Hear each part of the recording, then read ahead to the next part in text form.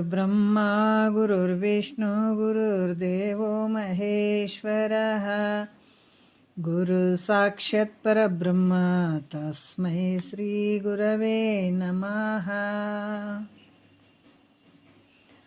ಧ್ಯಾನ ಮೂಲ ಗುರು ಮೂರ್ತಿ ಪೂಜೆ ಮೂಲ ಗುರು ಪಾದ ಮಂತ್ರ ಮೂಲ ಗುರು ವಾಕ್ಯ ಮುಕ್ತಿ ಮೂಲ ಗುರು ಕೃಪಾ. ಶ್ರೋತ್ರಿಯ ಬ್ರಹ್ಮನಿಷ್ಠ ಸದ್ಗುರು ಬಸವಾನಂದರ ಪಾದಕಮಲಗಳಿಗೂ ಹಾಗೂ ಅವರ ಪ್ರತಿರೂಪದಂಥ ನಿಜಗುಣಪ್ಪನವರ ಪಾದಕಮಲಗಳಿಗೂ ನನ್ನ ದೀರ್ಘದಂಡ ಪ್ರಣಾಮಗಳನ್ನು ಸಲ್ಲಿಸುತ್ತಾ, ಸದ್ಗುರು ಮಾರ್ಥಂಡ ಸಾವಯ ಸದ್ಗುರುಗಳ ಪಾದಕಮಲಗಳಿಗೂ ಹಾಗೂ ರಾಯಪ್ಪ ಸದ್ಗುರುಗಳ ಪಾದಕಮಲಗಳಿಗೂ ನನ್ನ ದೀರ್ಘದಂಡ ಪ್ರಣಾಮಗಳನ್ನು ಸಲ್ಲಿಸುತ್ತಾ,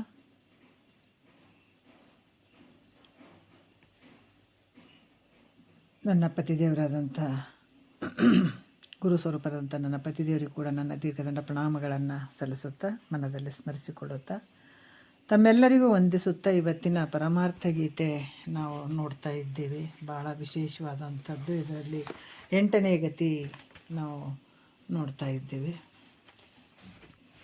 ಇಲ್ಲಿ ಭಾಳಷ್ಟು ವಿಚಾರಗಳನ್ನು ಅವರು ಹೇಳ್ತಾರೆ. ಅಷ್ಟಮ ಗತಿ. ಇವಾಗ ಈ ಸೂತ್ರದಲ್ಲಿ ಏನು ಹೇಳ್ತಾರೆ? ಇಂಥ ಆದಿಯ ಭೂಮಿಕೆಯೋಳ್ ಸಂತಸದಿ ಮುಕ್ತಿ ಸಾಧನಂ ನಿಜ ವೈರಾಗ್ಯಂ ತಾನೆಂದು ವರೆದು ಒಲವಿಂದಂ ತಿಳುಪುವೆನು ಈಗ ಇನ್ನು ಯೋಗಕ್ರಮಂ ಅಂತ ಈ ಒಂದು ಗತಿಯಲ್ಲಿ ಹೇಳ್ತಾ ಇದ್ದು, ಇವಾಗ ನಾವು 7ನೇ ನುಡಿ ನಿನ್ನೆ ಆಗಿದೆ. ಒಂದು ಸ್ವಲ್ಪ ತತ್ವಮಸಿ ವಾಕ್ಯ ಮಹಾವಾಕ್ಯಕ್ಕೆ ಕೆಲವು ವಿಚಾರಗಳನ್ನು ಅವರು ಹೇಳಿದರು. ಸಾಮವೇದದ ಶಾಖೆಯಾದಂಥ ಚಾಂದೋಗ್ಯ ಉಪನಿಷತ್ತಿನಲ್ಲಿ ತತ್ವಮಸಿ ಅನ್ನುವಂಥ ಮಹಾವಾಕ್ಯ ಹೇಳಿದ್ದಾರೆ. ತತ್ವಂ ಅಸಿ, ಈ 3 ಪದಗಳಿಂದ ಇರುವಂಥದ್ದು. ತತ್ ಅಂದರೆ ಶಿವ, ತೊಮ್ ಅಂದರೆ ಜೀವ, ಅಸಿ ಅಂದರೆ ಶಿವ ಜೀವರ ಐಕ್ಯತೆ ಇರುವಂಥದ್ದು. ಮತ್ತು ತತ್ ತೊಮ್ಮಗಳಿಗೆ ನಿನ್ನೆ ವಿಚಾರಗಳಲ್ಲಿ ಹೇಳಿದ್ದಾರೆ. ಯಾಕಂದರೆ ತತ್ ತೊಮ್ ಪದಗಳಿಗೆ ವಾಚ್ಯಾರ್ಥ ಮತ್ತು ಲಕ್ಷ್ಯಾರ್ಥ ಅಂತ 2 ರೀತಿಯಿಂದ ಹೇಳಿದ್ದಾರೆ. ಈ ಮಾಯ ಉಪಾದಿಯಿಂದ ಕೂಡ್ಕೊಂಡಂಥ ಏನು ಈ ಚೈತನ್ಯವೇ ಶಿವ, ಈತ ಹೆಂಗೆ ಕೂಡ್ಕೊಂಡಾನ? ಮಾಯೆಯ ಒಂದು ಉಪಾದಿಯಿಂದ ಕೂಡ್ಕೊಂಡೋದಕ್ಕೆ ಇದಕ್ಕೆ ಶಿವ ಅಂತ ಅನಿಸ್ಕೊಂಡ. ಮತ್ತು ಹೆಂಗದನಂದ್ರೆ ಸರ್ವಶಕ್ತಿಯಿಂದ ಕೂಡಿದಂಥವನು, ಸರ್ವಜ್ಞವಾಗಿರುವಂಥವನು, ವಿಭುವಾಗಿ ಎಲ್ಲ ಕಡೆ ತುಂಬಿರುವಂಥವನು, ಸ್ವತಂತ್ರವಾಗಿ ಇರುವಂಥವನು ಈಶ್ವರ. ಇವೆಲ್ಲ ಬಂಧ ಮೋಕ್ಷ ರಹಿತನಾಗಿರುವಂಥವು ಎಲ್ಲ ಧರ್ಮಗಳಿಂದ ಕೂಡಿದಂಥ ತತ್ಪದದ ವಾಚ್ಯಾರ್ಥ ಅನಿಸುವಂಥ ಈಶ್ವರ, ತತ್ಪದದ ವಾಚ್ಯ ಅನಿಸುವಂಥದ್ದು. ಮತ್ತು ಈ ತತ್ಪದದ ಲಕ್ಷ್ಯಾರ್ಥ ಯಾವುದಪ್ಪ? ಇದು ವಾಚ್ಯಾರ್ಥ ಭಾಗದಾಗ ಆಯಿತು, ಹಿಂಗದನ ಅಂತ ಹೇಳುವಂಥದ್ದು.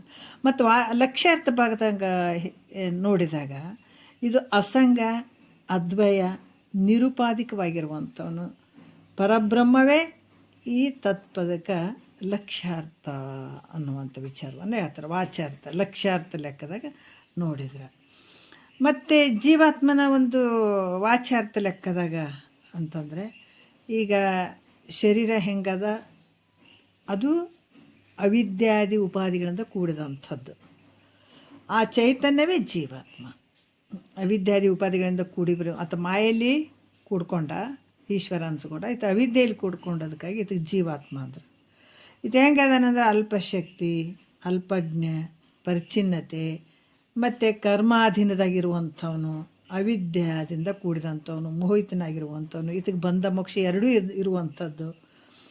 ಈ ರೀತಿ ಕೂಡಿದಂಥದ್ದು ಇವೆಲ್ಲ ಧರ್ಮಗಳಿಂದ ಕೂಡಿದಂಥ ತೊಂಪದದ ವಾಚ್ಯಾರ್ಥ ಅಂತ ಕೂಡ ಹೇಳ್ತಾರೆ. ಇದು ವಾಚ್ಯಾರ್ಥದಲ್ಲಿ ಬರುವಂಥದ್ದು.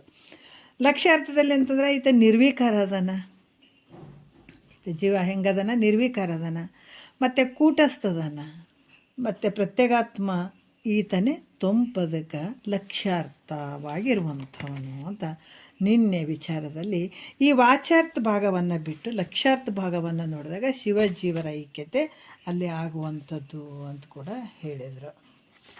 ಏನು ಹೇಳಿದರು ಅಂತಂದ್ರೆ, ವಾಚ್ಯಾರ್ಥ ಮತ್ತು ಲಕ್ಷ್ಯಾರ್ಥ ಈ ರೀತಿಯಾಗಿ ಇಲ್ಲಿ ಹೇಳಿದಂಥದ್ದನ್ನು ಹೇಳಿ, ಈಗ 8ನೇ ನಾವು ನುಡಿಯಿಂದ ನೋಡೋಣ. ಹಸಿ ಪದದ ಆತನೇ ಈತ, ಈತನೇ ಆತ. ಯಾಕಂದರೆ ಶಿವ ಬೇರೆ ಅಲ್ಲ, ಜೀವ ಬೇರೆ ಅಲ್ಲ. ಯಾವಾಗ ಶಿವ ಬೇರೆ, ಜೀವ ಬೇರೆ, ಪರಮಾತ್ಮ ಬೇರೆ, ನಾನು ಬೇರೆ, ದೇವ್ರು ಬೇರೆ, ದಿಂಡ್ರಿ ಬೇರೆ ಅಂತಂದ್ರೆ ಮತ್ತು ಕಷ್ಟ ತಪ್ಪಿದ್ದಲ್ಲ. ಯಾಕೆ ಇಷ್ಟು ಹೇಳ್ತಾರಂತಂದ್ರೆ, ಇಲ್ಲರಿ ನಾವು ಒಂದೇ, ನಾವು ಬೇರೆ ಬೇರೆ ಅಂತೀವಿ ರೀ, ನಾವು ಹೆಂಗೆ ಪರಮಾತ್ಮ ಅದನ ಆಗ್ತೀವಿ, ಅಥವಾ ಶಿವನೇ ಬೇರೆ ಅದನ, ನಾನು ಬೇರೆ ಇದ್ದೀನಿ, ನಾನು ಪೂಜೆ ಮಾಡವ ಅದು ಪೂಜೆ ಮಾಡಿಸ್ಕೊಳ್ಳೋದು ಅಂತ ಏನಾದರೂ ಭಿನ್ನವಾಗಿ ನೋಡಿದ್ರೆ ಮತ್ತೆ ದುಃಖ ತಪ್ಪಿದ್ದಲ್ಲ, ಜನ್ಮ ಜನ್ಮಾಂತರ ಕಲ್ದಾಡೋದಾಗ್ತದೆ. ಅದಕ್ಕೆ ಸೂಕ್ಷ್ಮತೆಯಾಗಿ ಹೇಳ್ತಾರೆ, ಆ ಪರಬ್ರಹ್ಮ ಸ್ವರೂಪ ಎಲ್ಲಿಲ್ಲಪ್ಪ, ನಿನ್ನೊಳಗೆ ಐತೆ, ಅದೇ ಸ್ವರೂಪನೇ ನೀನಿದೆ ಅಂತ ತಿಳಿಸುವಂಥದ್ದೇ ನಿಗಮದಲ್ಲಿ ಹೇಳಿದಂಥ ಒಂದು ಜ್ಞಾನದ ವಾಕ್ಯ. ಜ್ಞಾನ ಅಂದರೆ ಭೇದಕ್ಕೆ ಅವಕಾಶ ಇಲ್ಲ, ಭಿನ್ನತೆಗೆ ಅವಕಾಶ ಇಲ್ಲ. ಅಭೇದ ರೂಪಂ ಜ್ಞಾನ ಅಂತ ಹೇಳ್ತಾರೆ. ಅಭೇದ ಸ್ಥಿತಿಯಲ್ಲಿರುವಂಥದ್ದಕ್ಕೆ ಜ್ಞಾನ ಹೇಳುವಂಥದ್ದು. ಅದು ಬೇರೆ ಇದು ಬೇರೆ ಅಂತ ಹೇಳುವಂಥದ್ದಿಲ್ಲ ಇಲ್ಲಿ. ನಾನು ಬೇರೆ ನೀನು ಬೇರೆ, ದೇವ್ರು ಬೇರೆ, ದಿಂಡ್ರು ಬೇರೆ ಅಂತ ಹೇಳಿವಂತಲ್ಲ. ಎಲ್ಲ ಸ್ವರೂಪನೇ ಒಂದೇ ಇರುವಂಥದ್ದು, ಆ ಶಕ್ತಿ ಇರುವಂಥದ್ದು ಒಂದೇ, ಪರಬ್ರಹ್ಮ ಸ್ವರೂಪ ಇರುವಂಥದ್ದು ಒಂದೇ. ಈಗ 8ನೇ ನುಡಿಯಲ್ಲಿ ಹೇಳ್ತಾರೆ, ಏನು ಹೇಳ್ತಾರೆ, ಶ್ರೀಪದದ ವಿಚಾರವನ್ನು ಅವರು ಹೇಳ್ತಾರೆ, ಭಾಗತ್ಯಾಗ ಲಕ್ಷಣ ಇರುವಂಥದ್ದು. ಆತನೇ ಈತನ ಎನಿಪ ವಾಕ್ಯಕ್ಕೆ ಈ ತೆರನಹುದು ಇಂತು ಈ ವಾಕ್ಯಕ್ಕೆ ಆ ಕಾಲಾಧಿಕವು ಆ ರೂಪುಗಳು, ಈ ಕಾಲಾಧಿಕವು ಈ ರೂಪುಗಳು ಬಿಟ್ಟವ ನೋರ್ವನೇ ಎಂದೊಡೆ ಆ ಬಾಧ್ಯ ನೆಟ್ಟನೆ ನೋಡಿಂತಿಲ್ಲಿಯ ಬೋಧ್ಯ. ಅಲ್ಲಿಯೇ ಸರ್ವಜ್ಞತ್ವಾದಿಕವ ಇಲ್ಲಿಯೇ ಕಿಂಚಜ್ಞತ್ವಾದಿಕವ ನೇತಿಗಳೆದು ಪದವೆರಡರೋಳು ಉಳಿದ ಚೈತನ್ಯವ ನೊಂದೆಂಬುದು ತಿಳಿದ ಲಕ್ಷಣ ಮಿಂತಿ ಪದ ಲಕ್ಷ್ಯಾರ್ಥ ಅಕ್ಷಯ ಪದವೆನಿಪುದು ಪರಮಾರ್ಥ ಅನ್ನುವಂಥದ್ದನ್ನು ಇಲ್ಲಿ ಹೇಳ್ತಾರೆ. ಏನು ಹೇಳ್ತಾರ ಅಂತಂದ್ರೆ, ಇಲ್ಲಿ ಕೂಡ ಭಾಳ ಅದ್ಭುತವಾಗಿ ಹೇಳ್ತಾರೆ. ಆತನೇ ಈತನೆನಿಪ ಅಂದ್ರೆ ಅವನೇ ಈತ ಅನ್ನುವಂಥದ್ದು, ಆತನೇ ಈತ ಅನ್ನುವಂಥದ್ದು ಈ ರೀತಿಯಾಗಿ. ಯಾಕಂದ್ರೆ ಈ ವಾಕ್ಯದಲ್ಲಿ ಈ ವಿರುದ್ಧ ಧರ್ಮಗಳನ್ನು ತ್ಯಾಗ ಮಾಡುವಂಥದ್ದು, ಯಾವುದು ವಿರೋಧ ಇರದೇ ಇರುವಂಥ ಭಾಗಗಳನ್ನು, ಅವಿರುದ್ಧವಾದಂಥ ದೇವದತ್ತನ ಶರೀರ ಹೆಂಗೆ ಲಕ್ಷಿಸಲ್ಪಡ್ತದೋ, ಯಾವ ರೀತಿ ಅಂತಂದ್ರೆ ಈ ದೇವದತ್ತನೇ ಆತನ ಒಂದು ಧರ್ಮಗಳನ್ನು ಬಿಡುವಂಥದ್ದು ಈ ವಾಕ್ಯದಲ್ಲಿ, ಅದರ ವಿರುದ್ಧ ಧರ್ಮಗಳನ್ನು ತ್ಯಾಗ ಮಾಡಿ ಆತನೇ ಈತನೇ ಆತ ಅನ್ನುವಂಥದ್ದು ಹೇಳ್ತಾರೆ. ಯಾಕಂದ್ರೆ ಕಾಲಾಧಿಕವು ಅಂತಂದ್ರೆ ಕೆಲವು ಭೂತ, ಯಾಕಂತಂದ್ರೆ ಕಾಲ ದಿವಸ ಇವುಗಳನ್ನು ಹೆಂಗೆ ಸ್ವಲ್ಪ ಉದಾಹರಣೆ ಮೂಲಕ ಹೇಳ್ತಾರೆ ಅವರು. ಹೆಂಗೆ ವರ್ತಮಾನ ಕಾಲದಲ್ಲಿರುವಂಥದ್ದು ದೇಶಾದಿಗಳು, ಮತ್ತು ಕೆಲವೊಂದು ಯಾವ ವಿರೋಧ ಭಾಗ ಅದಾವ ಅವನ್ನೆಲ್ಲ ತೆಗೆದುಹಾಕುವಂಥದ್ದು. ಯಾವ ರೀತಿ ಅದಾವ ಅಂತಂದ್ರೆ ತತ್ವಂ ಪದಗಳಲ್ಲಿರುವಂಥ ಅದ್ರ ವಿರುದ್ಧ ಧರ್ಮಗಳೇನದಾವ ಅವನ್ನ ಬಿಡುವಂಥದ್ದು. ಯಾಕಂದರೆ ಅವೆಲ್ಲವನ್ನು ತೆಗೆದು ಅವಿರುದ್ಧವಾದ ಒಂದು ಅಖಂಡ ಚೈತನ್ಯ ಇರುವಂಥದ್ದು. ಅದು ಹೆಂಗಪ್ಪ ಅಂತಂದ್ರೆ, ಒಬ್ಬ ಗೃಹಸ್ಥ ಅವ್ರೇನು ಮಾಡ್ತಾರೆ, ಕಾಶಿಗೆ ಹೋಗಿದ್ದಾತ. ಒಬ್ಬ ವ್ಯಕ್ತಿ ಏನು ಮಾಡಿದ, ಗೃಹಸ್ಥ ಇದ್ದ, ಆತ ಕಾಶಿಗೆ ಹೋಗಿದ್ದ. ಆ ಕಾಶಿ ಒಳಗೆ ಹೋದಾಗ ತಮ್ಮ ಊರೊಳಗಿನ ಒಬ್ಬ ದೇವದತ್ತ ಅನ್ನುವಂಥ ಹುಡುಗ ಭೇಟಿಯಾದ. ಆತಗೆ ಕಾಶಿಗೆ ಹೋಗ್ಯಾನ, ದೇವದತ್ತ ಅನ್ನುವಂಥ ಹುಡುಗ ಅಲ್ಲಿ ಭೇಟಿಯಾದ. ಆ ಬಾಲಕ ಕಾಶಿಯಲ್ಲಿ ಏನಾಗಿದ್ದ, ಅವನು ವಿದ್ಯಾರ್ಥಿಯಾಗಿದ್ದ. ಈ ಒಂದು ವೃತ್ತಾಂತವನ್ನು ಬಾಲಕನ ಮುಖದಿಂದ ಕೇಳಿ ಕಾಶಿ ಯಾತ್ರೆಯನ್ನು ಮುಗಿಸ್ಕೊಂಡು ಗೃಹಸ್ಥ ತನ್ನ ಊರಿಗೆ ಬಂದ. ಕೆಲವು ದಿವಸಗಳ ನಂತರ ದೇವದತ್ತನು ವಿದ್ಯಾಭ್ಯಾಸ ಮುಗಿಸ್ಕೊಂಡು ತನ್ನ ಗ್ರಾಮಕ್ಕೆ ಬಂದ, ತನ್ನ ಊರಿಗೆ ಬಂದ. ಅಲ್ಲೂ ಕಾಶಿ ಒಳಗೆ ಓದ್ತಿರ್ತದ ಹುಡುಗ, ಅಲ್ಲಿ ಭೇಟಿಯಾಗಿರ್ತಾನೆ. ಸ್ವಲ್ಪ ದಿವಸ ಆದ ನಂತರ ತನ್ನ ಊರಿಗೆ ಬರ್ತಾನೆ ನಾವು ಕಾಶಿಯಲ್ಲಿ ವಿದ್ಯಾಭ್ಯಾಸ ಮುಗಿಸ್ಕೊಂಡು. ಆವಾಗ ಈ ಗೃಹಸ್ಥನು ಸ್ವಯಂ ದೇವದತ್ತ ಅಂದ್ರೆ ಆ ದೇವದತ್ತನೇ ಈತನು. ಯಾಕಂದ್ರೆ ಕಾಶಿ ಒಳಗೆ ಸಿಕ್ಕಂಥ ಹುಡುಗನೇ ಈ ಹುಡುಗ, ಅರ್ಥ ಆಯ್ತಲ್ಲ. ಆವಾಗ ಕಾಶಿ ಒಳಗೇನು ಸಿಕ್ಕಿದ್ನಲ್ಲ ಆತನೇ ಈತ ಅನ್ನುವಂಥದ್ದನ್ನು ನೋಡೋದು ಹೇಳಿದಾತ. ಅದಕ್ಕೆ ಇಲ್ಲಿ ಕೂಡ ಇಲ್ಲಿ ಆತನು ಎಂಬ ಪದಕ್ಕೆ, ಆತನು ಅಂತಂದ್ರೆ ಅವಾಗ ಅಲ್ಲಿದ್ದತ್ತ ಭೂತಕಾಲದ್ದದು. ಈತನು ಅಂದರೆ ವರ್ತಮಾನ ಕಾಲದ್ದಾಗ್ತದೆ. ಆತನು ಅಂದಾಗ ಭೂತಕಾಲದ್ದಾಗ್ತದೆ. ಅಂದರೆ ಅಲ್ಲಿ ಆತನು ಅಂದರೆ ಕಾಶಿ ಅನ್ನುವಂಥದ್ದು, ಆ ದೇಶ ಅನ್ನುವಂಥದ್ದು. ಆಮೇಲೆ ಅಲ್ಲಿ ಬಾಲ್ಯತ್ವ ಇತ್ತನಲ್ಲ, ಸಣ್ಣವನಿದ್ದ ಅಲ್ಲಿ, ಮತ್ತು ಅಲ್ಲಿ ವಿದ್ಯಾರ್ಥಿ ಇದ್ದ ಅವನು. ಮತ್ತು ಇವೆಲ್ಲ ಬ್ರಹ್ಮಚರ್ಯತ್ವಾದಿಗಳು, ಇವೆಲ್ಲವೂ ನಮಗೇನಾಗ್ತದೆ ಅರ್ಥ ಆಗ್ತಾವೆ. ಆತ ಅಲ್ಲಿದ್ನಲ್ಲ ಆತ ಅಂದಾಗ ಇವೆಲ್ಲ ಅರ್ಥ ಆಗ್ತಾವೆ. ಅವಾಗ ಹಂಗಿದ್ದ ಹುಡುಗ ಇದ್ದ. ಆಮೇಲೆ ಅವನು ಹುಡುಗನ ಥರ ಇದ್ದ, ಬಾಲ್ಯತ್ವ ಇತ್ತು, ಆಮೇಲೆ ವಿದ್ಯಾರ್ಥಿಯಾಗಿದ್ದ. ಅವಾಗ ಭೂತಕಾಲದ್ದು ವಿಷಯಕ್ಕೆ ಹೋಗ್ತದೆ ಅದು. ಮತ್ತು ಈತನು ಅನ್ನುವಂಥ ಪದ ಎಲ್ಲಿ ಬರ್ತದದು? ವರ್ತಮಾನ ಕಾಲದಾಗ ಈತ, ಈಗಿದ್ದಾನಲ್ಲ ಈತ. ಇಲ್ಲಿ ಕೆಲವು ಬರ್ತಾವೆ ಏನಂದ್ರೆ ಸ್ವದೇಶ, ಈಗ ನಾ ಇದ್ದ ಜಾಗ ಇದ್ದಲ್ಲಿ ಈತನು. ಮತ್ತು ಈಗ ಹೆಂಗದನ ಯೌವನತ್ವದಿಂದ ಕೂಡಿದಂಥವನು, ಈಗ ವಿದ್ಯಾವನ್ನು ಮುಗಿಸ್ಕೊಂಡು ಬಂದಾನ, ವಿದ್ಯೆ ಉಳ್ಳವನಾಗಿದ್ದಾನ. ಇವು ಸನ್ಯಾಸತ್ವಾದಿಗಳು ಇವೆಲ್ಲವುಗಳು ಈಗಿನ ವರ್ತಮಾನ ಕಾಲದ ಈತನು ಅಂತ ಅರ್ಥ ಆಗ್ತದೆ. ಅದಕ್ಕೆ ಆತ ಈತ ಎಂಬ ಪದಗಳ ಅರ್ಥಗಳು ಹೆಂಗದವ? ಆತ ಮತ್ತು ಈತ ಇವು ಪರಸ್ಪರ ವಿರೋಧಗಳಾಗಿದ್ದಾವೆ, ಆತ ಈತ ಅನ್ನುವಂಥದ್ದು. ಆದರೆ ಇದೇನಾಗ್ಯದ, ಅರ್ಥಗಳು ಪರಸ್ಪರ ವಿರುದ್ಧಗಳಾಗಿರುವುದರಿಂದ ಒಬ್ಬನೇ ಅನ್ನುವಂಥ ಅರ್ಥ ಆತ ಈತ, ಯಾಕಂತಂದ್ರೆ ನಿಶ್ಚಯ ಆಗದೇ ಇದ್ದರೂ ಕೂಡ ಅದರಿಂದ ವಿರುದ್ಧ ಅರ್ಥಗಳನ್ನು ಬಿಟ್ಟು ಆತ ಈತ ಅನ್ನುವಂಥದ್ದನ್ನು ಇಲ್ಲಿ ಏನು ಹೇಳ್ತಾರೆ, ಈ ವಿರುದ್ಧ ಅರ್ಥಗಳನ್ನು ಬಿಟ್ಟರೆ ಈಗ ಅವಿರುದ್ಧವಾದಂಥ ದೇವದತ್ತನ ಒಂದೇ ಅವನ ಶರೀರ, ಆವಾಗೂ ಆತನೇ ಇದ್ದ, ಈಗೂ ಆತನೇ ಅದಾನ ಅನ್ನುವಂಥದ್ದು. ಈ ದೇಶ ಕಾಲ ಇವೆಲ್ಲ ಬಿಡುವಂಥದ್ದು, ಆವಾಗಿರುವಂಥದ್ದು ಅದೇ. ಯಾಕಂದ್ರೆ ಅಲ್ಲಿ ಕಾಶಿ ಒಳಗಿದ್ದ, ಇಲ್ಲಿ ಇದ್ದಾನ, ಇಲ್ಲಿ ಈ ಒಂದು ದೇಶದ್ದಾಗಲಿ ಅಲ್ಲಿದೊಂದಾಗಲಿ ಅವೆಲ್ಲ ತೆಗೆದುಬಿಟ್ಟು ಆತನೇ ಈತ, ಅದೇ ವ್ಯಕ್ತಿನೇ ಈತ ಅನ್ನುವಂಥದ್ದು.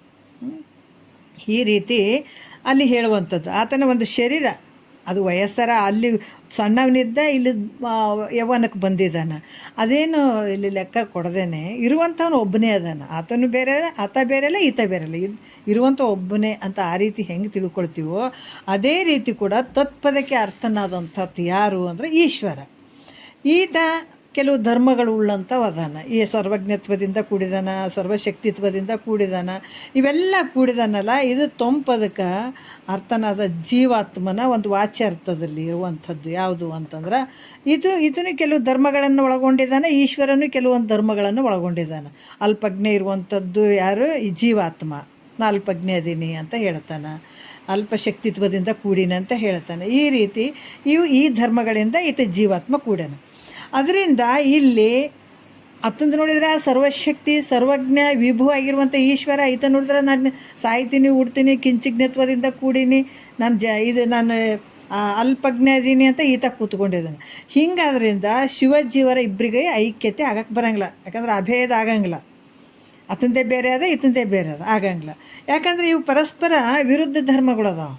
ಆತನ ಧರ್ಮನೇ ಬೇರೆ ಅದ, ಈಶ್ವರನ ಧರ್ಮನೇ ಬೇರೆ ಅದ, ಜೀವಾತ್ಮನ ಧರ್ಮನೇ ಬೇರೆ ಅದ. ಈ ಕಾರಣದಿಂದ ವಿರುದ್ಧ ಧರ್ಮಗಳನ್ನು ಬಿಡಬೇಕು. ಅಂದರೆ ವಾಚ್ಯಾರ್ಥ ಲೆಕ್ಕವನ್ನು ಬಿಡಬೇಕು, ವಾಚ್ಯಾರ್ಥ ಭಾಗವನ್ನು ಬಿಡಬೇಕು.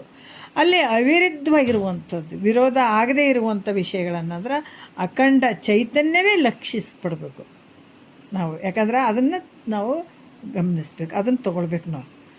ಅದನ್ನು ಯಾವುದಂದ್ರೆ ಅವಿರುದ್ಧವಾದಂಥ ಕೆಲವು ವಿಷಯಗಳನ್ನು ಬಿಟ್ಟು ಅಲ್ಲಿರುವಂಥದ್ದು ಅಖಂಡ ಚೈತನ್ಯವಾಗಿರುವಂಥದ್ದನ್ನು ಮಾತ್ರ ನಾವು ಸ್ವೀಕಾರ ಮಾಡಬೇಕು. ವಿರುದ್ಧ ಧರ್ಮಗಳನ್ನು ಬಿಡುವಂಥದ್ದು. ಇರುವಂಥದ್ದು ಒಂದೇ ಚೈತನ್ಯ, ಅಲ್ಲಿರುವಂಥದ್ದು ಒಂದೇ, ಇಲ್ಲಿರುವಂಥದ್ದು ಒಂದೇ, ಉಪಾಧಿಯಿಂದ ಬೇರೆ. ಯಾಕಂದ್ರೆ ಈ ಘಟಾಕಾಶ ಮಠಾಕಾಶ ಅನ್ನುವಂಥದ್ದು, ಈ ಘಟಾಕಾಶದ ಉಪಾಧಿ ಭಿನ್ನ ಭಿನ್ನ ಆಗಿದೆ. ಇದು ಸಣ್ಣದಾದ, ಒಳಗಡೆ ಸಣ್ಣ ಆಕಾಶ ಕಾಣ್ತದೆ, ಸಣ್ಣ ಬೈಲು ಕಾಣ್ತದೆ. ಹೊರಗಡೆ ನೋಡಿದ್ರೆ ಅದು ಗಡಿಗೆ ಐತೆ. ಆ ಮಠ ನೋಡಿದ್ರೆ ದೊಡ್ಡದೈತೆ, ಸುತ್ತ 4 ಗೋಡೆ ಅದಾವೆ, ಒಳಗೆ ದೊಡ್ಡ ಪ್ರಮಾಣದ ಆಕಾಶ ಐತೆ. ಅದಕ್ಕೆ ನಾವೇನು ಮಾಡಬೇಕು? ಸುತ್ತ ಗೋಡೆಗಳದ್ದು ಉಪಾಧಿಗಳನ್ನು ತೆಗಿಬೇಕು, ಗಡಿಗೆ ಉಪಾಧಿಯನ್ನು ತೆಗಿಬೇಕು. ಆ ಒಳಗಡೆ ಇರುವಂಥ ಬೈಲು, ಗಡಿಗೆಯಲ್ಲಿರುವಂಥ ಬೈಲು ಒಂದೇನೆ. ಅದೇ ರೀತಿ ಕೂಡ ಈತನ ಜೀವಾತ್ಮನ ಒಂದು ಧರ್ಮಗಳನ್ನು ಬಿಡುವಂಥದ್ದು, ಮತ್ತು ಈಶ್ವರನ ಒಂದು ಧರ್ಮಗಳನ್ನು ಬಿಡುವಂಥದ್ದು. ಅಲ್ಲಿ ಬಿಟ್ಟಾಗ ಒಳಗಡೆ ನಾವು ಲಕ್ಷ್ಯಾರ್ಥ ಲೆಕ್ಕದಾಗ ನೋಡಿದ್ರೆ ಒಳಗಡೆ ಇರುವಂಥದ್ದು ಒಂದೇ ಚೈತನ್ಯ. ಆ ಚೈತನ್ಯ ಭಾಗವನ್ನು ನಾವು ಗ್ರಹಣ ಮಾಡಬೇಕು. ಅದಕ್ಕೆ ಭಾಗ ತ್ಯಾಗ ಲಕ್ಷಣ. ಭಾಗ ಮಾಡುವಂಥದ್ದು, ಅದನ್ನು ಭಾಗ ತ್ಯಾಗ ಬಿಡುವಂಥದ್ದು. ಅದಕ್ಕೆ ಈ ರೀತಿ ವಸ್ತುಗಳನ್ನು ಭಾಗ ತ್ಯಾಗ ಲಕ್ಷಣ, ಈ ವಸ್ತುವನ್ನು ಗ್ರಹಿಸುವಂಥದ್ದು ಭಾಗ ತ್ಯಾಗ ಲಕ್ಷಣ ಅಂತ ಕೂಡ ಹೇಳುತ್ತಾರೆ. ಈ ಲಕ್ಷಣೆಯಿಂದ ಯಾವುದು ಲಕ್ಷಿಸಲ್ಪಡುತ್ತದೆಯೋ ಅದೇ ಲಕ್ಷ್ಯಾರ್ಥ. ಈ ರೀತಿಯಿಂದ ಲಕ್ಷ್ಯಾರ್ಥದಾಗ ಒಂದೇ ಇರುವಂಥದ್ದು, ಆತ ಬೇರೆ ಅಲ್ಲ, ಈತ ಬೇರೆ ಅಲ್ಲ, ಇರುವಂಥದ್ದು ಒಂದೇ ರೀತಿಯಾಗಿರುತ್ತೆ. ಉಪಾಧಿಗಳಿಂದ ಬೇರೆ ಅನ್ಸಕತ್ತದ ಅಷ್ಟೇ ಹೊರತಾಗಿ ಇರುವಂಥದ್ದು ಒಂದೇ. ಈ ಲಕ್ಷ್ಯಾರ್ಥವು ನಿತ್ಯ ಸತ್ಯವಾಗಿರುವಂಥದ್ದು, ಯಾವಾಗಲೂ ಇರುವಂಥದ್ದು, ಯಥಾರ್ಥವಾಗಿರುವಂಥದ್ದು ಅಂಥ ವಸ್ತುವೇ ನೀನು ಅಂತ ಮಹಾವಾಕ್ಯ ಹೇಳ್ತದೆ ನೋಡು. ಇವಾಗ ಈ ರೀತಿ ತಗೊಳ್ಬೇಕು. ಅಂಥ ಒಂದು ವಸ್ತು, ಆ ಒಂದು ಸ್ಥಿತಿ, ಆ ಪರಬ್ರಹ್ಮ ಸ್ವರೂಪನೇ ನೀನಪ್ಪ ಅಂತ ಯಾವ ಹೇಳಕತ್ತವ? ಮಹಾವಾಕ್ಯ ಹೇಳಕತ್ತವ. ಮತ್ತು ಇಂಥ ತತ್ವಮಸಿ ಮಹಾವಾಕ್ಯ ಕೇಳಿಕೊಂಡು ಇದು ಭಾಳ ಸೂಕ್ಷ್ಮದ ವಿಚಾರಗಳು. ಇಂಥ ಇದನ್ನೆಲ್ಲ ನಾವು ಕರೆಕ್ಟಾಗಿ ಗುರು ಮುಖಾಂತರ ನಾವು ಪಕ್ಕ ತಿಳ್ಕೊಂಡು ಬಿಟ್ಟಿವಿ. ಅದೇ ಪ್ರಕಾರ ಭಾವ ಇರಬೇಕು. ಶ್ರದ್ಧೆಯಿಂದ ನಾವು ತಿಳ್ಕೊಂಡಿವಿ ಅಂತಂದ್ರೆ ಭಗವಂತ ದೂರ ಇಲ್ಲವೇ ಇಲ್ಲ, ಅಲ್ಲೇ ಅದನ್ನು ಇಲ್ಲೇ ಅದನ್ನಂತ ಹೋಗೋ ಅವಶ್ಯಕತೆಯೇ ಇಲ್ಲ. ಏನು ಆಟ ಆಡೋಕೆ ಹೇಳಕತ್ತಾರ ನೀವು? ಗುರುಗಳ ಹತ್ರ ತತ್ವಮಸಿ ವಾಕ್ಯ ಕೇಳಿ ಮುಂಜಾನೆ ಇಲ್ಲರಿ ನಾವು ಅಲ್ಲಿ ದೇವ್ರಿಗೆ ಹೋಗಿ ಬರ್ತೀವಿ ಅಂತಂದ್ರೆ ಏನು ಅರ್ಥ ಅದು? ಅಷ್ಟು ಕೇಳಿ ಕೂಡ ಅಲ್ಲ ಹೋಗ್ಬಾರ್ದಂತಲ್ಲ, ನಮಗೂ ಅದು ದೃಢ ಆಗೋವರೆಗೂ ಇದನ್ನು ಮಾಡಲೇಬೇಕಾಗ್ತದೆ, ಇಲ್ಲ ಅಂತಿಲ್ಲ. ಬಟ್ ಒಂದು ಸಲ ಸದ್ಗುರುವಿನ ಮೇಲೆ ನಂಬಿಕೆ ಇತ್ತಂದ್ರೆ ಮತ್ತು ಬೇರೆ ಕಡೆ ಹೋಗೋಕ್ಕಾಗ್ತದೆ ಎಲ್ಲರ? ಆ ತತ್ವಮಸಿ ವಾಕ್ಯ ನೀನೇ ಪರಬ್ರಹ್ಮ ಸ್ವರೂಪ ಇದ್ದಿ ಅಂತಂದಾಗ ಮತ್ತೆ ಎಲ್ಲಿ ಹುಡ್ಕಕ್ಕೆ ಹೋಗ್ತೀವಿ? ಪರಮಾತ್ಮನ ಎಲ್ಲಿ ಹುಡ್ಕಕ್ಕೆ ಹೋಗ್ತೀವಿ? ಅದಕ್ಕೆ ಗುರುವಾಕ್ಯ ಹೆಂಗಂತಂದ್ರೆ ಅಷ್ಟು ಅಲಕ್ಷ್ಯ ಮಾಡುವಂಗಿಲ್ಲ. ಇದು ಸಿಗೋದೇ ಅಪರೂಪ ಇರ್ತದೆ. ಸಿಕ್ಕ ಮೇಲೆ ಅದನ್ನು ಸ್ವೀಕಾರ ಮಾಡಬೇಕು, ಮನಸ್ಸನ್ನು ಬದಲಾವಣೆ ಮಾಡ್ಕೊಳ್ಬೇಕು. ಏನ ಭಕ್ತಿ ಅನ್ನುವಂಥದ್ದು ದೇವ್ರ ಮೇಲೆ ಇಟ್ಟಿರ್ತಿದೆ, ಆ ಭಕ್ತಿ ಸದ್ಗುರುನಾಥನ ಮೇಲೆ ಇಡಬೇಕು. ಅದು ಭಾಳ ಮುಖ್ಯ ಇರ್ತದೆ. ಏನು ಇಲ್ಲ ರೀ, ಅಲ್ಲಿ ನಾವು ದೇವ್ರಿಗೆ ಹೋಗಿ ಬರ್ತೀವಿ ರೀ, ದಿಂಡ್ರಿಗೆ ಹೋಗಿ ಬರ್ತೀವಿ ಅಂದ್ರೆ ಅಲ್ಲಿ ಏನು ದೇವ್ರು ಅಂತ ಹೋಗ್ತಿದ್ದಿಲ್ಲ, ಮತ್ತು ಆತನೇ ಸದ್ಗುರುನಾಥ ಇಲ್ಲಿ ಹೇಳಕತ್ತಿದ್ದು ಗೊತ್ತಾಗಲ್ಲನ?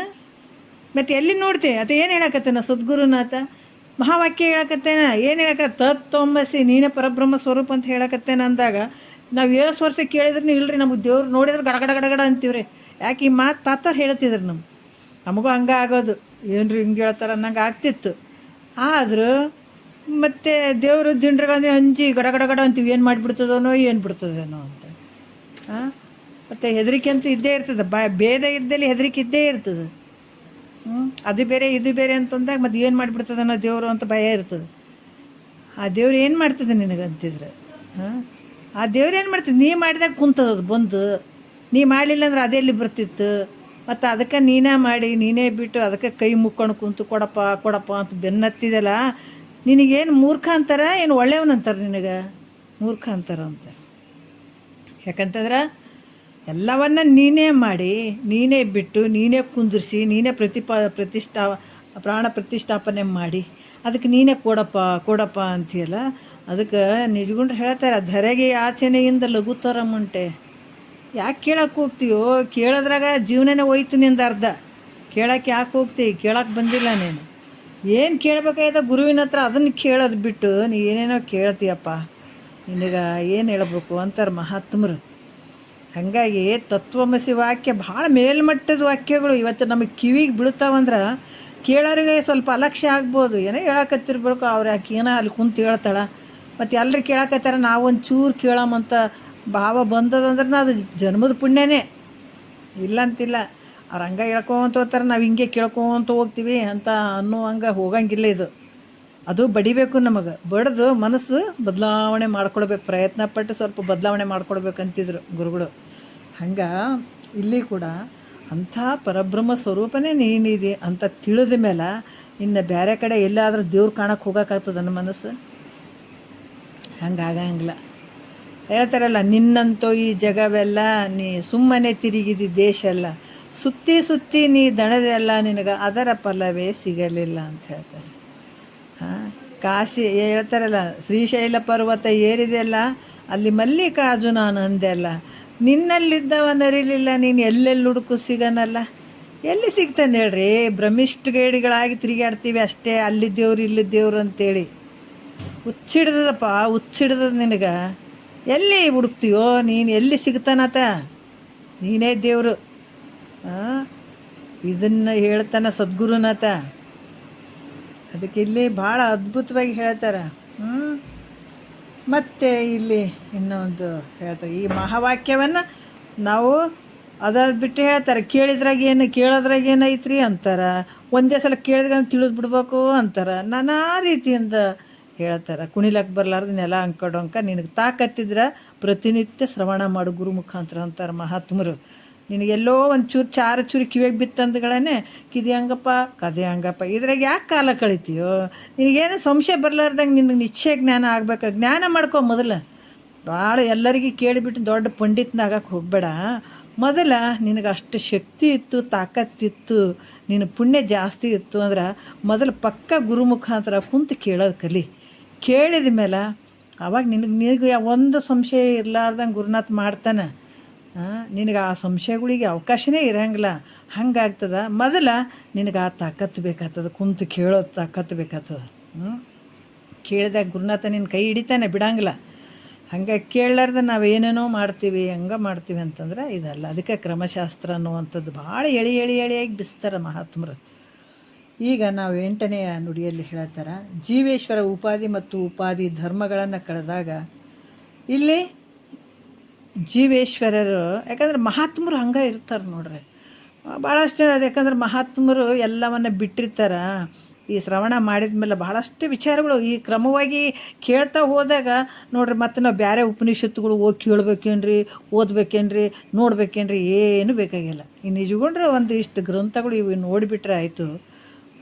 ಎಲ್ಲ ಏನು ಜಗತ್ತಿನಾಗ ಎಲ್ಲ ಪರಮಾರ್ಥದ ಏನೇ ನಾವು ಎಲ್ಲ ತಿಳ್ಕೊಂಡಂಗೆ ಇದು. ಏನಾದರೂ ಒಂದು ಶಬ್ದಗಳು ಜಾಲದಾಗ ಸಿಕ್ಕಾಕೊಂಡ್ಬಿಡ್ಬೇಕು, ಅಥವಾ ಇನ್ನೂ ಅದು ಗೊತ್ತಾಗ್ಬೇಕು ಇದು ಗೊತ್ತಾಗ್ಬೇಕಂದ್ರೆ ಬೇರೆ ಏನಾದರೂ ನೋಡ್ಬೋದು. ಆದರೆ ಸ್ವರೂಪ ಜ್ಞಾನ, ಆನಂದ ಸ್ಥಿತಿ, ಮುಕ್ತನಾಗಕ್ಕೆ ಆನಂದವಾಗಿ ಇದ್ರಾಗ ಏನು ಕೊರತೆ ಇಲ್ಲ, ಕಡಿಮೆ ಇಲ್ಲ. ಅಷ್ಟು ಅದ್ಭುತವಾದಂಥ ವಿಚಾರಗಳು ಇದರಲ್ಲಿ ಅದಾವೆ. ಇದು ಬಿಟ್ಟು ಮತ್ತೆ ಬೇರೆ ಏನಿಲ್ಲ. ಆದರೆ ಇದು ಭಾಳ ಒಂದು ತಾಳ್ಮೆಯಿಂದ ಮತ್ತು ಪೇಷನ್ಸ್ದಿಂದ ಎರಡೂ ಒಂದೇ ಕುಂತು ನೀಟಾಗಿ ಕೇಳಬೇಕು ಫಸ್ಟು. ಗುರುಗಳು ಇದನ್ನೆಲ್ಲ ಅವ್ರೇನು ಗುರುಗಳು ಇಷ್ಟು ಮಹಾತ್ಮರಾಗ್ಯಾರಲ್ಲ, ಏನು ಸುಮ್ಮನೆ ಹಂಗೆ ಆಗಿಬಿಟ್ಟಾರೇನಂದ್ರೆ ಹಂಗಲ್ಲ. ಪ್ರತಿ ದಿವಸ ಅವ್ರು ಭಾಳಷ್ಟು ಶ್ರವಣ ಮಾಡಿದಾರ, ಮನನ ಮಾಡಿದಾರ, ನಿಧಿಧ್ಯಾಸನ ಮಾಡಿದಾರ. ಅವರು ತಮ್ಮೊಳಗೆ ತಾವು ತಿಳ್ಕೊಂಡಿದ್ದಾರೆ, ತಮ್ಮ ಮನಸ್ಸಿಗೆ ತಾವೇ ಬುದ್ಧಿ ಹೇಳ್ಕೊಂಡಿದ್ದಾರೆ. ನಾನಾ ರೀತಿಯಿಂದ ಅವರು ತಿಳ್ಕೊಂಡು ಇಂಥ ಒಂದು ಮುಕ್ತನ ಒಂದು ಸ್ಥಿತಿಯಲ್ಲಿ, ಜೀವನ ಮುಕ್ತನ ಸ್ಥಿತಿಯಲ್ಲಿ ಬಂದರು. ಒಬ್ಬ ಗುರುಗಳಿಗೆ ಹಂಗೆ ಕೇಳಿದ್ರಪ್ಪ, ನಮ್ಮ ಮನೆಗೆ ಬರ್ರಿಪ್ಪ, ನಿಮ್ಮ ಪಾದ ಇಟ್ಟು ಹೋಗ್ರಿ. ಯಾಕಂದ್ರೆ ನೀನಿಟ್ಟ ನೆಲವೇ ಸುಕ್ಷೇತ್ರ ಅಂತ. ಗುರುಗಳು ಎಲ್ಲರ ಮನೆಗೆ ಹೋಗಂಗಿಲ್ಲ. ಯಾಕಂದ್ರೆ ಯಾರು ಭಕ್ತಿ ಭಾವದಿಂದ ಕರೀತಾರೆ ಅವ್ರ ಮನೆಗೆ ಹೋಗ್ತಾರೆ. ಅದಕ್ಕೆ ನೀನಿಟ್ಟ ನೆಲವೇ ಸುಕ್ಷೇತ್ರ. ಗುರುನಾಥ ಪಾದ ಇಡಲಾರ್ದು ಮನೆಗಳು ಹೆಂಗೆ ಆಗ್ತಾವ? ಅದು ಬೇರೆ ಏನು ಹೇಳಬೇಕಾಗಿಲ್ಲ. ಯಾವಾಗ ಮಹಾತ್ಮರು ಸತ್ಸಂಗಿಗಳು ಮನೆಗೆ ಬರ್ತಾರೆ, ಭಾಳ ಒಂದು ಇದರಿಂದ ಕೂಡಿರ್ತದೆ ಅಂತಾರೆ ಮಹಾತ್ಮರು. ಆವಾಗ ನೀನಿಟ್ಟ ನೆಲವೇ ಸುಕ್ಷೇತ್ರ, ಜಲವೇ ಪಾವನ ತೀರ್ಥ, ಸುಲಭ ಶ್ರೀ ಗುರುವೇ ಕೃಪೆಯಾಗ, ಇವೆಲ್ಲ ವಾಕ್ಯಗಳು ಅದಾವ. ಅವ್ರಂದ್ರಪ್ಪ, ನಮ್ಮ ಮನ್ಯಾಗ ಗೃಹ ಪ್ರವೇಶ ಐತಪ್ಪ, ಮನೆಗೆ ಗುಡಿಸಲು ಕಟ್ಟಿದ್ದೀನಿ ಚಲೋ ಹೊತ್ನಾಗಿ, ಸ್ವಲ್ಪ ಬಂದು ಹೋಗ್ರಪ್ಪ ಅಂತಂದ್ರೆ ಆಯ್ತಪ್ಪ ಅಂದ್ರು. ಅಷ್ಟೊತ್ತಿಗೆ ಇನ್ನೊಬ್ಬವನು ಬಂದ, ಕೋಟಿಗಟ್ಟಲೆ ಮನೆಗೆ ಕಟ್ಸಿದ್ದ. ಅಪ್ಪ ನಮ್ಮ ಮನೆಗೆ ಬಂದು ಪಾದ ಹಾಕ್ರಿಪ್ಪ ಅಂತಂದಾತ. ಆಯ್ತಪ್ಪ ಅಂದ. ಒಂದೇ ದಿವಸ ಇಟ್ಕೊಂಡಿದ್ರು. ಅವು ದೊಡ್ಡ ಕೋಟ್ಯಾನ್ಗಟ್ಲೆ ಕಟ್ಟಿದ್ನಲ್ಲ ಮನೆ, ಅವನ ಮನೆ ಬಾಜುನೇ ಇವು ಗುಡಿಸಲು ಮನೆಯವನ್ನ ಕಟ್ಕೊಂಡಿದ್ದ. ಗುರುಗಳು ಏನು ಮಾಡಿದ್ರು, ಫಸ್ಟಿಗೆ ಹಿಂಗೆ ಬರ್ಬೇಕಾದಾಗ ಆ ಗುಡಿಸಲು ಮನೆ ಹತ್ತಂತ ಫಸ್ಟ್ ಇತ್ತು, ಅಲ್ಲಿಗೆ ಹೋದರು. ಅವ್ರ ಪಾಪ ಭಾಳ ಭಕ್ತಿಯಿಂದ ಇವ್ರು ಪಾದ ಪೂಜೆ ಮಾಡಿದರು. ಎಲ್ಲ ಏನೇನು ಮಾಡಬೇಕಾಗಿದೆ ಗುರುವಿಗೆ ಅದೆಲ್ಲ ಮಾಡಿ ಭಕ್ತಿಯಿಂದ ಅವೆಲ್ಲ ಒಂದು ಮಾತುಕತೆ ಹಾಡಿ ಅವ್ರಿಗೆ ಭಕ್ತಿಪೂರ್ವಕವಾಗಿ ಬೀಳ್ಕೊಟ್ರು. ಅವ್ರು ಭಾಳ ಖುಷಿಯಾಗಿದ್ದರು ಗುರುಗಳು. ಮತ್ತು ಕೋಟಿ ಕಟ್ಟ್ಯಾನಲ್ಲ ಅವನ ಮನೆಗೂ ಬಂದರು. ಒಳಗಡೆ ಎಲ್ಲ ತೋರಿಸ್ರು. ಅಪ್ಪ ಇದು ನೋಡ್ರಪ್ಪ, ಈ ರೂಮ್ ನೋಡ್ರಪ್ಪ ಹೆಂಗೈತೆ, ಅಪ್ಪ ಇದು ಗೋಡೆ ನೋಡ್ರಪ್ಪ ಹೆಂಗೈತೆ, ಇದು ಮ್ಯಾಲೆ ನೋಡ್ರಪ್ಪ ಹೆಂಗೆ ಐತೆ, ಇದು ನೋಡ್ರಪ್ಪ ಅಂತ ಎಲ್ಲ ಕರ್ಕೊಂಡು ತಿರುಗಾಡದ. ಹಾಂ ಆಯ್ತು ಖುಷಿ ಆಯಿತು, ಆಯ್ತು ಸಂತೋಷ ಅಂತಿದ್ರು. ಮಾಮೂಲಿನೇ ಇದ್ರು ಅವರು. ಅಂದಗಾನೆ ಅವತ್ತಿಗೆ ಕಟ್ಟಿಸ್ತತಿಗೆ ಮತ್ತು ಕುತೂಹಲ, ಯಾಕೆ ಗುರುಗಳು ಇದು ಎಷ್ಟು ಚೆಂದ ಕಟ್ಸಿದ್ರಪ್ಪ, ಇದಕ್ಕೆ ಎಷ್ಟೋಯ್ತು, ಏನು ಭಾರಿ ಅದ್ಭುತ ಕಟ್ಸಿದಂತ ಒಂದೂ ಮಾತು ಹೇಳವಲ್ರು, ಮತ್ತು ಇದು ಏನಪ್ಪ ಅಂತ ಕೇಳವಲ್ರಿ. ಏನಿಲ್ಲ, ಸುಮ್ಮನೆ ಅದಾರಲ್ಲಪ್ಪ ಅನಿಸ್ತು. ಅಂದಗಳೇ ಕೊನೆಗೆ ಎಲ್ಲ ಪಾದ ಪೂಜೆ ಅದೆಲ್ಲ ಆಯಿತು. ಮಾಮೂಲಿ ರೀತಿಲಿಂದ ಆಯ್ತಪ್ಪ ನಾವು ಹೋಗ್ತೀನಿ ಅಂತ ರೆಡಿ ಆದರು. ಅಪ್ಪ ನಾನು ಕೋಟಿಗಟ್ಟಲೆ ರೊಕ್ಕ ಖರ್ಚು ಮಾಡ್ಕೇಸಿಂಥ ಮನೆಗೆ ಕಟ್ಸೀನಿ, ಇದು ಚಂದ ಐತಿ ನೋಡಪ್ಪ, ಇದು ಚಂದ ಮಾಡಿದ್ವಿ, ಇದು ಎಲ್ಲಿ ತರಿಸಿದ್ವಿ, ಇದು ಹೆಂಗೆ ಮಾಡಿದಂತೆ ಒಂದು ಮಾತು ಹೇಳಿಲ್ಲಲ್ಪ ನೀವು ಅಂದ್ರಂತ. ಅಲ್ಲೋ ನೀ ಹೇಳಿದ ಪ್ರಕಾರ ನಾವು ಗೋಡೆ ಅದೆಲ್ಲ ನೋಡಲೇ ಇಲ್ಲಲ್ಲೋ ಅಂದ್ರಂತವ್ರು. ನಾವು ಗೋಡೆ ಅದು ಇದು ಮ್ಯಾಲಿದು ಈ ಕೆಳಗೆ ಹಾಕಿದೆಲ್ಲ ಅವು ಕಲ್ಲುಗಳು ಗಾಡಿಗಳು ಅವೇನು ನನ್ನ ಕಣ್ಣಿಗೆ ಕಾಣಲೇ ಇಲ್ಲಪ್ಪ. ನಾ ಈಗ ಬರಬೇಕಾದಾಗ ಗುಡಿಸಲು ಮನೆ ಇವ್ರು ಕರೆದಿದ್ರಲ್ಲ ಅವ್ರ ಮನೆಗೆ ಹೋಗಿದ್ದೆ. ಅಲ್ಲಿನೂ ನಾನು ಬೈಲೆ ನೋಡಿದೆ, ಇಲ್ಲಿನೂ ಬೈಲೆ ನೋಡಿದ್ನಪ್ಪ. ನಾನೇನು ಇವೇನು ಗಾಡಿ ಪಡಿ ಏನು ನೋಡಲಿಲ್ಲ ಅಂದ್ರಂತ ಗುರುಗಳು. ನೋಡ್ರಿ, ಯಾಕಂದ್ರೆ ಯಾವ ಉಪಾಧಿಗಳನ್ನು ತೆಗೆದು ಹಾಕೇ ಬಿಟ್ಟಾರ ಅಂದಾಗ ನಾವು ಉಪಾಧಿಗೆ ಬಿಡ್ತೀವಿಲ್ಲ, ಕೋಟಿ ಬೈಲಿಗೆ ಬಿಡ್ತೀವೇನು ರೊಕ್ಕ? ಬೈಲಿಗೆ ರೊಕ್ಕ ಹಾಕಿದ್ವೇನು? ಇಲ್ಲ, ಈ ಗೋಡೆಗೆ ಬಿಡ್ತೀವಿ ರೊಕ್ಕಗಳು. ಆ ಉಪಾಧಿಗಳಿಗೆ ಬಿಡ್ತೀವಿ ಹೊರತಾಗಿ ಬೈಲಿಗೆ ಏನು ಮಾಡೋಕ್ಕಾಗಂಗಿಲ್ಲ. ಅದಕ್ಕೆ ಅಲ್ಲಿ ಬೈಲು ಇಲ್ಲಿ ಬೈಲು ಒಂದೇ. ಬರೀ ಗೋಡೆ ಅವೆಲ್ಲ ಅವು ತೆಗೆದು ಬಿಟ್ಟಾಗೇನು ಆ ಗುಡಿಸಲು ಮನೆಯಾಗಿರುವಂಥ ಬೈಲು, ಈ ಒಂದು ದೊಡ್ಡ ಮನೆ ಬೈಲು ಒಂದೇ ಇರುವಂಥದ್ದು. ಹಂಗೆ ಇಲ್ಲಿ ಕೂಡ ಜೀವ ಈಶ್ವರ ಉಪಾಧಿಗಳಾಗಿರುವಂಥವನ್ನು ತೆಗೆದು ಬಿಟ್ಟಾಗ ಉಳಿಯುವಂಥದ್ದು ಒಂದೇ ಸ್ವರೂಪ ಉಳಿತದೆ, ಅಖಂಡೈಕರಸವಾಗಿರುವಂಥದ್ದು, ಅಖಂಡವಾಗಿರುವಂಥದ್ದು. ಈ ವಿಷಯದಲ್ಲಿ ಕೆಲವು ಮತ್ತು ವಿಚಾರಗಳನ್ನು ಹೇಳ್ತಾರೆ. ಮನನದ ಅರ್ಥವಾಗಿ ಒಂದು ವಿಚಾರವನ್ನು ಹೇಳ್ತಾರೆ. ಎಷ್ಟನೇದ್ದು ಅಂದರೆ 8ನೇ ಸೆಕೆಂಡ್ ಇಲ್ಲಿ ಹೇಳ್ತಾರೆ. ಯಾವ ರೀತಿ ಕೆಲವು ದೃಷ್ಟಾಂತಗಳು ಕೊಟ್ಟು ಹೇಳ್ತಾರೆ ಅವರು. ಅಖಂಡವಾಗಿರುವಂಥದ್ದು, ಒಂದೇ ರೀತಿಯಾಗಿರುವಂಥದ್ದು. ಜೀವೇಶ್ವರ ಏಕತ್ವ ಮಿದೆಂದು ಭಾವಿಸಿ ತಿಳಿ ನಿಜವಿಂತಿಹುದೆಂದು ಘಟ ಮಠ ವೆರಡಂ ಬಿರ್ಚಿದೊಡೆಂತು ದಿಟ ಮುಳಿದಂತಿಹುದಾಗಸವಂತು. ಮತ್ತು ಮೃಗಜ ರಘುಜ ಭಾವನೆ ಎಳಿದಂತು ಮಿಗುವುದು ವಿಷ್ಣುತ್ವ ಒಂದೆಂತು ಬಿಂದದ್ವಯಮಂ ತೊಡೆಯಲ್ಲದಂತು ಒಂದಲ್ಲದೆ ದಶಶತವಿಲ್ಲ ಅಂತು ಅಂದುಗೆ ಮುಕುಟಾಕೃತಿಯೋಳದಂತು ವಿಷಯ ಮಿಸಿನಿಯ ಗಟ್ಟಿಯದಂತು ಇಂತು ನಿಜೈಕ್ಯಂ ಬೇರೊಂದಿಲ್ಲ ಮುಂತೆ ವಿಕಲ್ಪಂ ಮಾಡಲು ಸಲ್ಲ ಅಂತ ಕೆಲವೊಂದು ದೃಷ್ಟಾಂತಗಳು ಭಾಳ ಅದ್ಭುತವಾಗಿ ಕೊಡ್ತಾ ಇದ್ದಾರೆ ಅವರು. ಇದು ಅಂದರೆ ಅಕ್ಷಯ ಪದವು ಅಂತ. ಜೀವೇಶ್ವರ ಅಂದರೆ ಜೀವ ಈಶ್ವರಗಳ ಏಕತ್ವ ಅಂದರೆ ಅಭೇದ ರೀತಿಯಾಗಿ ಇರುವಂಥದ್ದು. ವಿಚಾರ ಮಾಡಿ ನೋಡಿದರೆ ಇಲ್ಲಿ ಹೇಳ್ತಾರೆ, ತತ್ ತ್ವಂ ಪದಾರ್ಥಗಳ ಲಕ್ಷಾರ್ಥವಾದಂಥ ಅಖಂಡ ಚೈತನ್ಯವೇ ನಿನ್ನ ನಿಜ ಸ್ವರೂಪ ಅಂತ ನಿರ್ಧಾರ ಮಾಡಪ್ಪ ಅಂತ ಹೇಳ್ತಾರೆ ಶಿಷ್ಯನಿಗೆ. ಏನು ಹೇಳಕತ್ತಾರ? ತತ್ ತ್ವಂ, ಈ ಪದಗಳ ಲಕ್ಷಾರ್ಥವನ್ನು ನೀನು, ಅದು ಹೆಂಗದ ಅಖಂಡ, ಒಂದು ಸೆಕೆಂಡ್,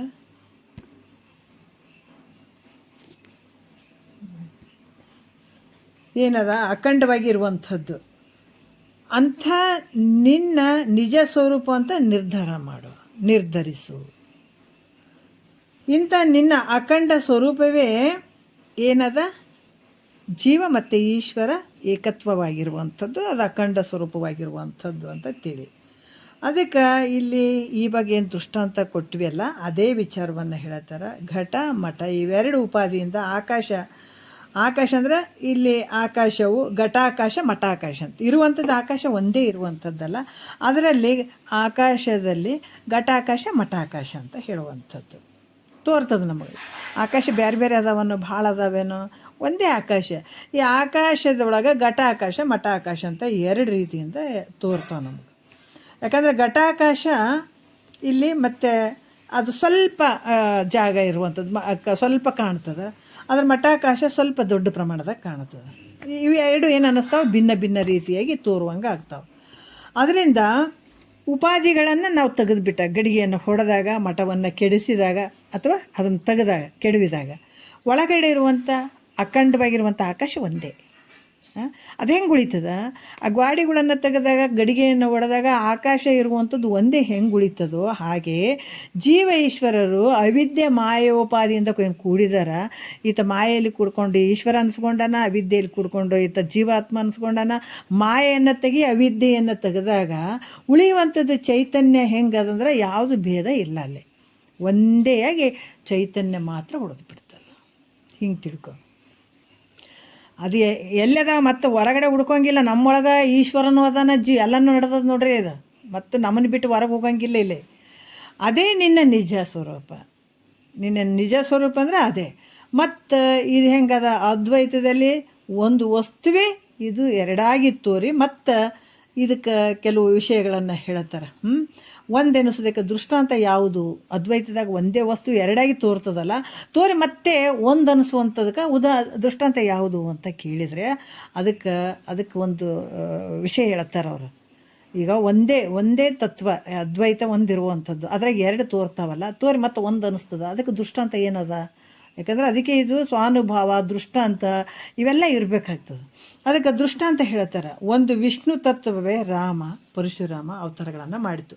ಯಾಕಂದರೆ ವಿಷ್ಣುವಿನ ಅವತಾರನೇ ರಾಮನು, ಅದನ್ನು ವಿಷ್ಣುವಿನ ಅವತಾರನೇ ರಾಮ ಮತ್ತು ಪರಶುರಾಮ ಎರಡು ಅವತಾರಗಳು ಒಂದೇ ಇರುವಂಥದ್ದು.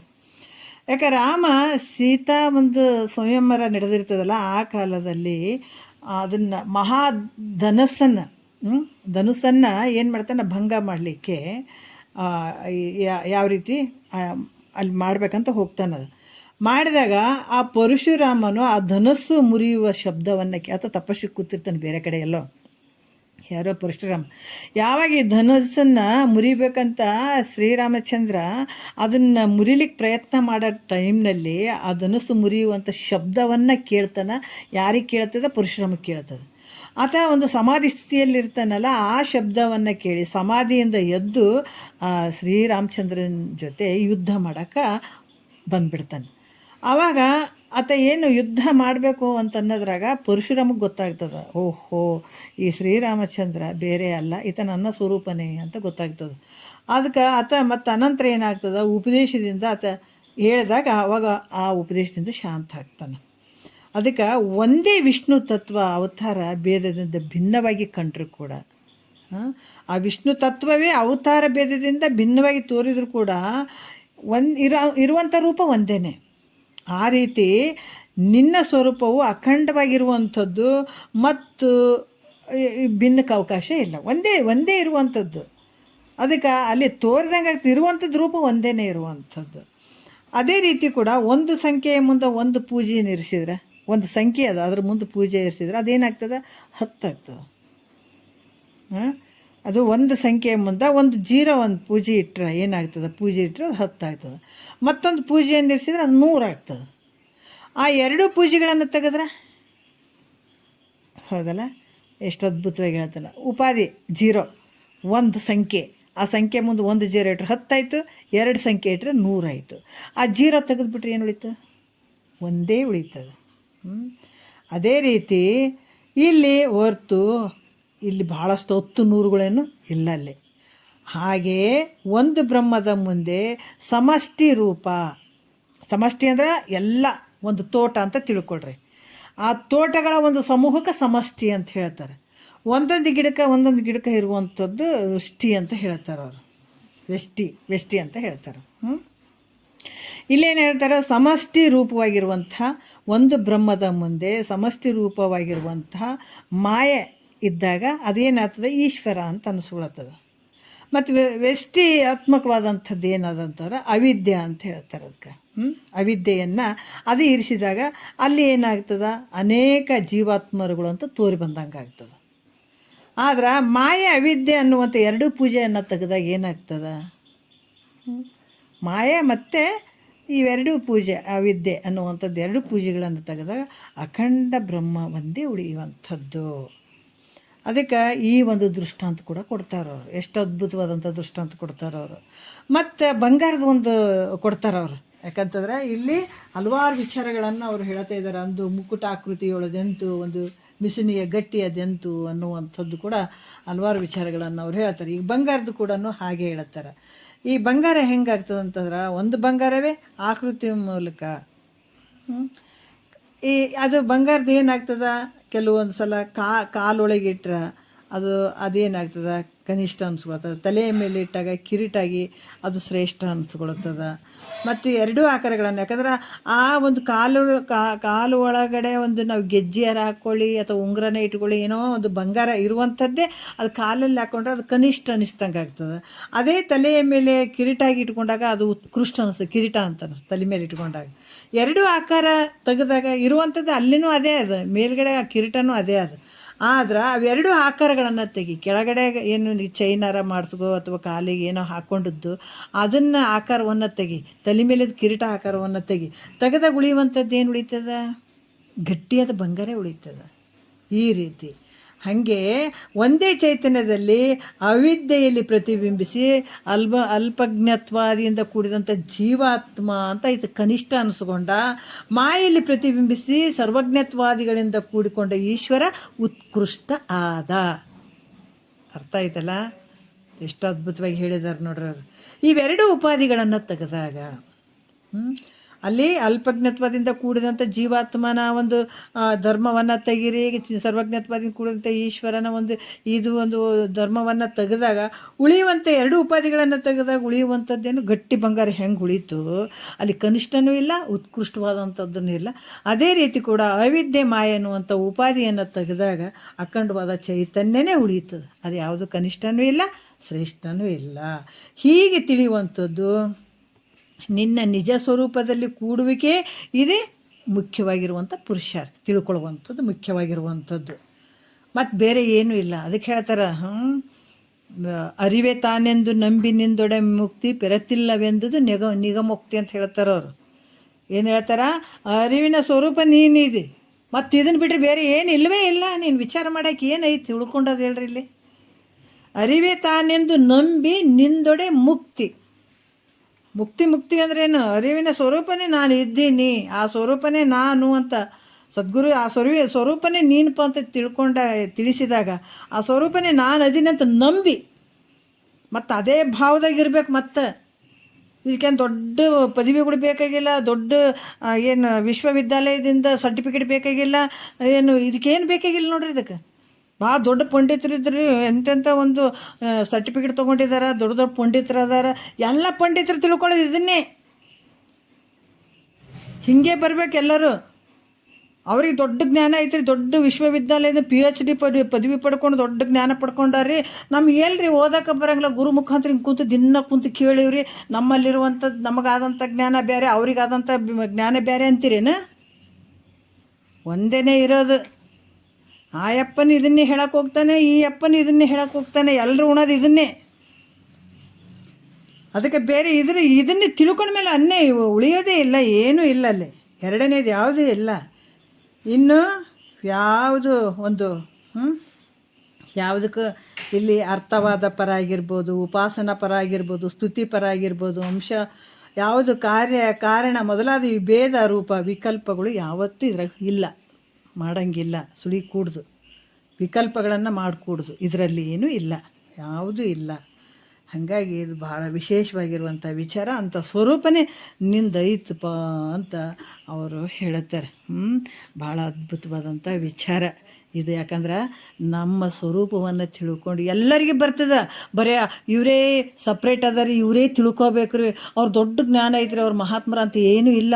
ಭೂಮಿ ಮೇಲೆ ಪ್ರತಿಯೊಬ್ಬ ಈ ಮಾನವ ಶರೀರ ತೊಗೊಂಡು ಯಾರು ಹುಟ್ಟಿದಾರ ಅವರೆಲ್ಲರಿಗೂ ಮುಕ್ತನಾಗಕ್ಕೆ ಅವಕಾಶ ಅದ, ಹಕ್ಕದ. ಭಗವಂತ ಎಲ್ಲರಿಗೂ ಸಮಾನ ಕೊಟ್ಬಿಟ್ಟಿದ್ದಾನೆ. ಆದರೆ ಬಳಸ್ಕೊಳ್ಳೋದ್ರ ಮೇಲೆ ನಮಗೆ ಬಿಟ್ಟದದು. ಏನು ಇಂದ್ರಿಯಗಳದಾವ ಈ ಶರೀರನ ಬಳಸ್ಕೊಳ್ಳೋದ್ರ ಮೇಲೆ ಬಿಟ್ಟಾವ. ಅನ್ಯಾಯವಾಗಿ ಯಾವುದೇ ನಾವು ಬಳಸ್ಕೊಂಡು ಬಿಟ್ಟು ಏನಂತಾರಲ್ಲ, ಮಂಗನ ಕೈಗೆ ಮಾಣಿಕ್ಯದಂತೆ ಹಂಗೂ ಹಿಂಗೂ ಕಳೆದಿತ್ತಂತೆ ಅನ್ನಂಗೆ, ಮಂಗನ ಕೈಗೆ ಇದು ಮಾಣಿಕ್ಯ ಅನ್ನುವಂಥ ಶರೀರ ಸಿಕ್ಕದ, ಹಂಗೆ ಹಿಂಗೆ ಕಳೆದ್ಬಿಟ್ರೆ ಅದು ಅದ್ರದ್ದು ಧರ್ಮ. ಅದು ಅಂದ್ರೆ ಅದು ಯಾಕಂತಂದ್ರೆ ಅದು ಅಷ್ಟೇ ಮಾಡ್ಕೊತಂದ್ರೆ ಅದು ಹಂಗೆ ಮಾಡ್ಕೊಂಡು ಹೋಗ್ಬಿಡ್ತದೆ ಅದು. ಆದರೆ ಇದೇ ಶರೀರವನ್ನು ಮಹಾತ್ಮರು ಒಳ್ಳೇದಕ್ಕೆ ಉಪಯೋಗ ಮಾಡ್ಕೊಂಡು ಮುಕ್ತರಾಗಿಬಿಟ್ರು, ಆನಂದ ಆಗಿಬಿಟ್ರು.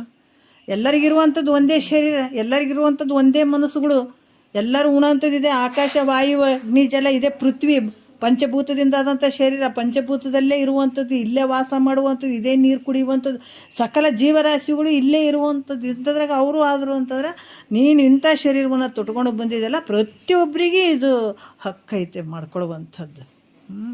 ಹಾಗಾಗಿ ಯಾರು ಜಾಣರಾಗಿ ಇದನ್ನು ಮಾಡ್ಕೊಳ್ಬೇಕಪ್ಪ, ತಿಳ್ಕೊಳ್ಬೇಕು. ಇಷ್ಟು ತಮ್ಮ ಸ್ವರೂಪ ತಿಳ್ಕೊಂಡು ನಾವು ಆನಂದವಾಗಿರುವಂಥದ್ದಕ್ಕೆ ಮಹಾತ್ಮರು ಭಾಳ ಚಂದ ಒಂದು ಅಡುಗೆ ಮಾಡಿ ಇಟ್ಟಿದ್ದಾರೆ, ತೊಗೊಂಡು ತಿನ್ನಬೇಕು ಅಷ್ಟೇನು. ಅಷ್ಟು ಅದ್ಭುತವಾದಂಥ ವಿಚಾರಗಳು ಅದಾವ. ಒಂದೆರಡು ಮಾತು ಗುರುಗಳ ಪಾದಕ್ಕೆ ಅರ್ಪಿಸಿ ಹರವು.